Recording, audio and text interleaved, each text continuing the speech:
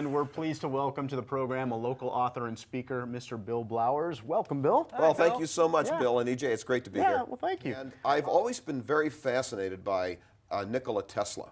Yeah. As you know, the famous man who created the electrical system that we have in this country today. I also have always been fascinated with the Titanic.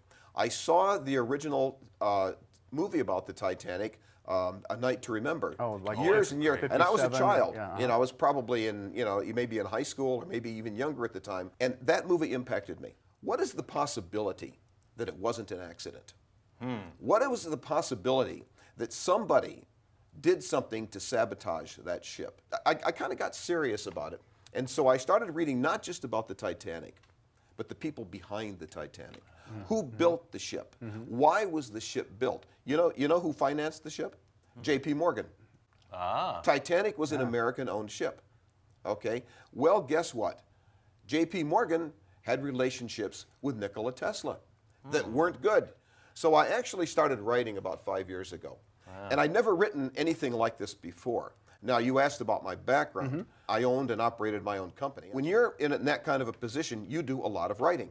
And so that's probably a leap to go from technical writing to... An unbelievable leap. Exactly, exactly. And my reason for doing it wasn't to see if I could write I didn't want to publish a book. It was the farthest thing from my mind, is can I do it? In the book, it sounds like, clearly it wasn't made up out of whole cloth. You gathered the historical data that led you to piece together something that you feel might have actually happened? I know that what I put together in this book did not happen. My book doesn't talk about a deliberate act to sink the ship.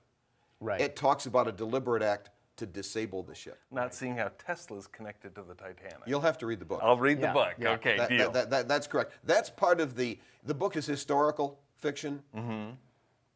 That's the fiction part. People who especially know about the Titanic and know about Tesla are spending as much, they go to the computer and Googling the stuff in the book to find out what's real and what's not. Everything happened that's in that book, not necessarily in the order it happened in that book. Why is there still such a fascination with Titanic? That is a question that I ask myself on a regular basis and other people ask me.